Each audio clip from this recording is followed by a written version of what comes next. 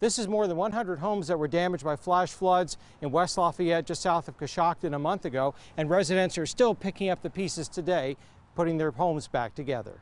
Devastating flood. I mean, the amount of rain that we had overnight that night was incredible. 7 inches of rain fell on West Lafayette in the southeast part of Coshocton County in less than 24 hours, causing widespread flash flooding. We had already evacuated an apartment complex around midnight that night, and then as the hours went on, we were getting more and more reports of water. Houses on down the block received 3 to 5, even 6 feet of water in their basements, totally filling their basements to the floor joist. Tom Leno woke up in the middle of the night to rising water reaching the top of his basement. Water pressure did this damage. Noon, when we could finally get out of the house, came around and we found that our wall had been blown completely in. About 100 homes were impacted and more than 10 basements collapsed in the flood on that stormy June night. Folks in our congregation and our community are hurting, and so our local radio station, WTNS, put together a day of caring for us. West Lafayette and the surrounding communities are strong. The people in this community have been amazing.